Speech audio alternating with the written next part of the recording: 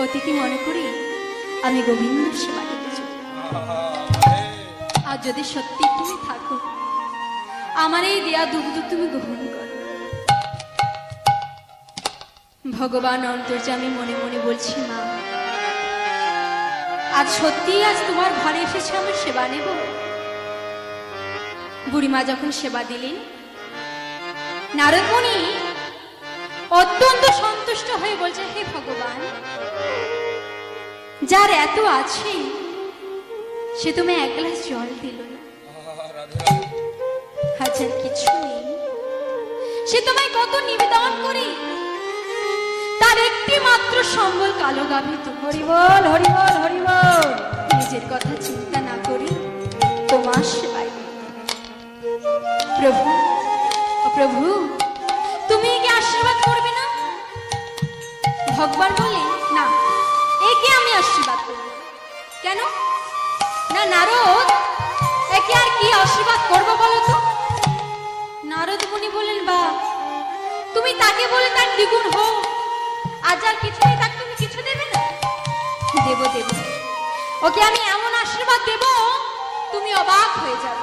দেখবে, শোনো, এই মুহূর্তে ওই বুড়িমা যে কালো গাভীর দুগ্ধ দিয়ে আমার সেবা দিয়ে সন্তুষ্ট করলো, ওই গাভীটা এখনই মারা যাবে। না না, এ কোনোদিন হতে পারে না।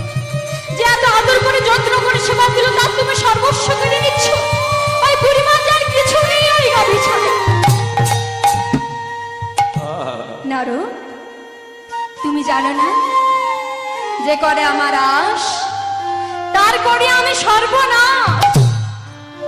তবু যদি না ছাড়ে আমার পাঁচ, তারপর আমি হই তার দাসের দাস। হরিবল হরিবল হরিবল। কেন জানো? যে আমাকে ভালোবাসে তাকে আমি সর্বহারা করে দিই, সর্বহারা করে আমি তাকে শান্তি পাই, তাকে আমি নিঃস্ব করে দিই, তাকে আমি কাঙাল করে দিই, তাকে আমি পথের ভিখারি করি। কেন জানো? এই জগতে যারা আমার আমিত্ব আছে, সে কোনোদিন আমায় পাই না। তাই বুড়িমা সামান্য একটু বস্তুর জন্য আমার চরণ পাচ্ছে না, সে হলো ওই কালো গাভী। ওই গাভী যতক্ষণ থাকবে বুড়িমায় মায়ায় পড়ে থাকবে। তাই যে সময় হয়েছে, তাই ওই গাভীর মায়া থেকে আমি ওকে দুর্বৃত করে দিলাম। ভগবান, এ তোমার কেমন লীলা? আজ আমি বুঝেছি তোমাকে চেনা বড় দায়। নারু, তুমি দেখবে আমাকে যে ভালোবাসে আমি তাকে কেমন ভাবে পরীক্ষা করব। প্রভু, আর কিসের পরীক্ষা? চলো যাই। এই বলি নারদ মুনি ভগবানকে নিয়ে কোথায় চলেছেন? ধরামার অঙ্গন, ধরা আদ্রুন, ব্রাহ্মণ আর ব্রাহ্মণী বসবাস করে। ভিক্ষায় যাদের দিন যায়, সেই ঘরে গিয়ে দাঁড়িয়েছে ভগবান। এমন সময় ধরামা ঘরে বসে বসে কাঁদছে, প্রভু, আমার কি কোনোদিন সুখ হবে না? হরিবল হরিবল।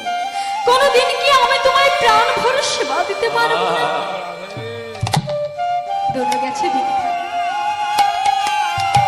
এমন সময় ভগবান গিয়ে ডাক দিয়েছে,